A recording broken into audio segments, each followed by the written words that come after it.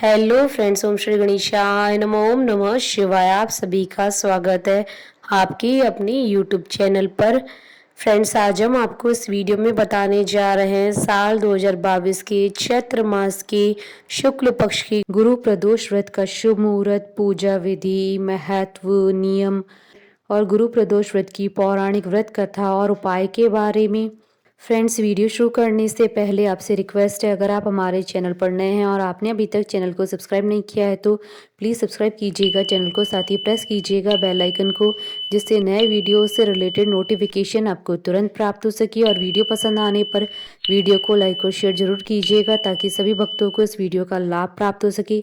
और comment box में ओम नमः शिवाय जरूर लिखिएगा। हर मास की प्रत्येक त्रयोदशी तिथि भगवान शिव जी को समर्पित होती है। त्रयोदशी तिथि को ही प्रदोष व्रत रखा जाता है। प्रदोष व्रत भगवान शिव और माता पार्वती जी की विधि विधान से पूजा अर्चना प्रदोष काल में की जाती है। मान्यता है कि प्रदोष काल में की गई भगवान शिव और माता पार्वती जी की पूजा भक्त की सभी मुरादें पूरी करती है। भक्त के सभी संकट दूर हो जाते हैं। प्रदोष व्रत जब गुरुवार को पड़ता है तो उसे गुरु प्रदोष व्रत कहते हैं। इस बार चैत्र मास की शुक्ल पक्ष की त्रयोदशी तिथि 14 अप्रैल 2022 गुरुवार के दिन है, तो इस प्रदोष व्रत का महत्व और भी बढ़ जाता है। प्रदोष व्रत कलयुग में शिव जी को प्रसन्न करने के लिए खास व्रतों में से एक है। हिंदू धर्म शास्त्रों के अनुसार माह की त्रयोदशी तिथि में सायंकाल को प्रदोष काल कहा जाता है। इस प्रदोष व्रत को मंगलकारी एवं शिव जी की कृपा दिलाने वाला माना गया है। त्रयोदशी व्रत करने वालों को 100 गाय दान करने का फल प्राप्त होता है तथा ये सभी प्रकार के कष्ट और पापों को नष्ट करता है। इतना ही नहीं, गुरु प्रदोष व्रत शत्रुओं का विनाश करने वाला माना गया है। श्री सूत जी के अनुसार शत्रु विनाशक भक्ति प्रिय व्रत यह अति श्रेष्ठ है। वार मास तिथि सर्व से व्रत यह अति ज्येष्ठ है। गुरु प्रदोष व्रत करके जीवन की कठिन से कठिन समस्याओं को सुलझाया जा सकता है। निसंतान दंपति गुरु प्रदोष का व्रत करते हैं तो उन्हें उत्तम संतान का वरदान मिलता है।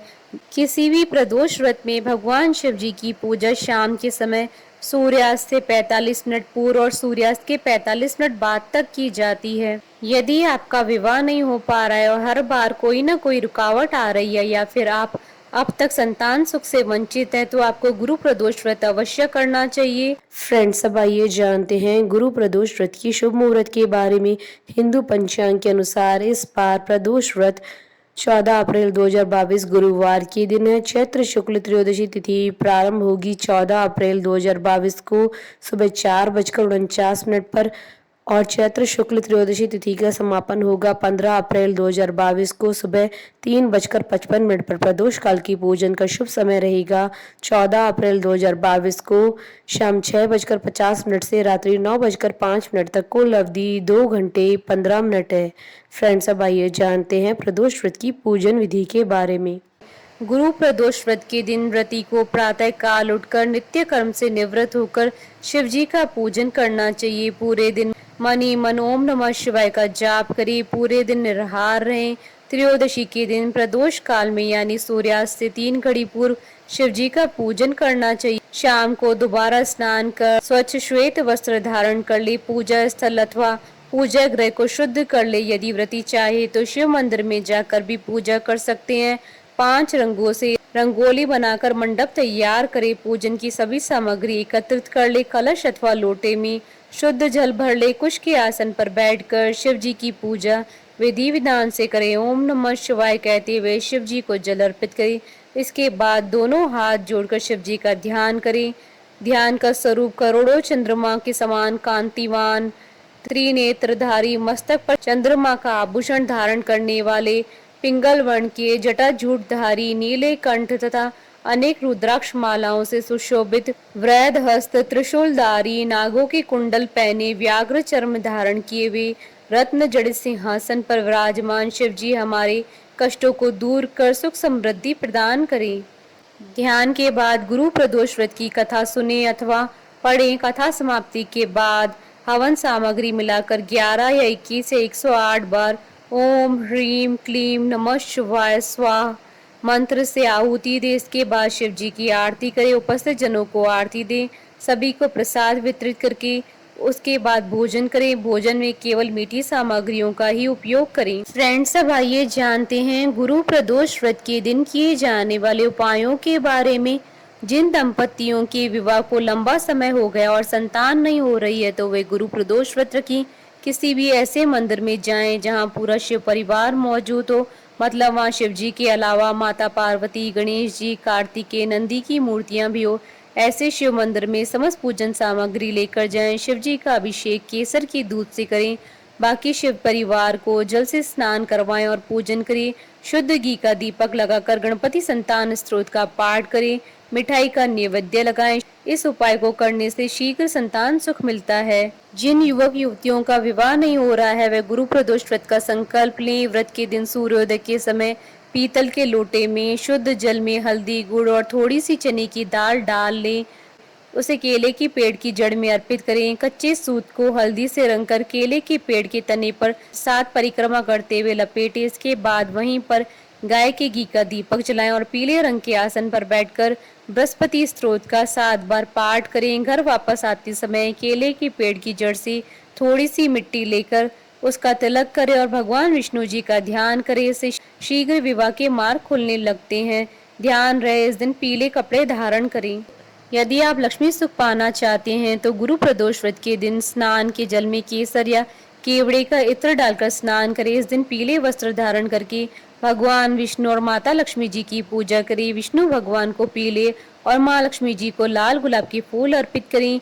पूजा में पीला कपड़ा, चने की दाल, बेसन की बनी मिठाइयाँ या पीले फल जैसे आम, केले, पपीता आदि रखें। इसके बाद विष्णु सहस्त्र नाम का पाठ करें। फ्रेंड्स, अब आइए प्रारंभ करें गुरु प्रदोष व्रत की पौराणिक व्रत कथा। इस व्रत कथा के अनुसार एक बार इंद्र और वत्रासुर की सेना में घनघोर युद्ध हुआ। देवताओं ने दैत्य सेना को पराजित कर नष्ट भ्रष्ट कर डाला। यह देख वत्रासुर अत्यंत क्रोधित हो स्वयं युद्ध को उद्यत हुआ। आसुरी माया से उसने विकराल रूप धारण कर लिया। सभी देवता भयभीत हो गुरुदेव बृहस्पति की शरण में पहुंचे। बृहस्पति महाराज बोले, पहले मैं तुम्हें वृत्रासुर का वास्तविक परिचय दे दूं। वृत्रासुर बड़ा तपस्वी और कर्मनिष्ठ है।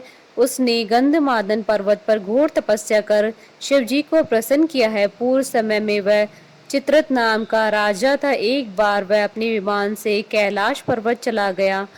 वहां शिव जी के वाम अंग में माता पार्वती को विराजमान देख वह उपहास पूर्वक बोला, हे प्रभु, मोह माया में फंसे होने के कारण हम स्त्रियों के वशीभूत रहते हैं, किंतु देवलोक में ऐसा दृष्टिगोचर नहीं हुआ कि स्त्री आलिंगनबद्ध हो। सभा में बैठे चित्रत के वचन सुनकर सर्वव्यापी शिव शंकर हंसकर बोले, हे राजन, मेरा व्यवहारिक दृष्टिकोण पृथक है। मैंने मृत्युदाता कालकूट महाविष का पान किया है, फिर भी तुम साधारण जन की भांति मेरा उपवास उड़ाते हो।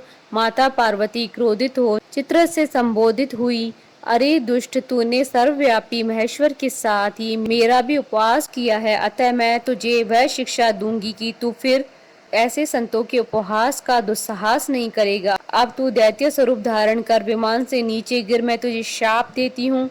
जगदम्बा भवानी के अभिशाप से चित्रत राक्षस योनि में प्राप्त हुआ और त्वष्टा नामक ऋषि के श्रेष्ठ तप से उत्पन्न हो वृतासुर बना। गुरुदेव बृहस्पति आगे बोले, वृतासुर बाल्यकाल से शिव भक्त रहा है, अतः हे इंद्र, तुम बृहस्पति प्रदोष कर शंकर भगवान को प्रसन्न करो। देवराज ने गुरुदेव की आज्ञा का पालन कर बृहस्पति प्रदोष व्रत किया। गुरु प्रदोष व्रत के प्रताप से इंद्र ने शीघ्र ही वृतासुर पर विजय प्राप्त कर ली और देवलोक में शांति छा गई।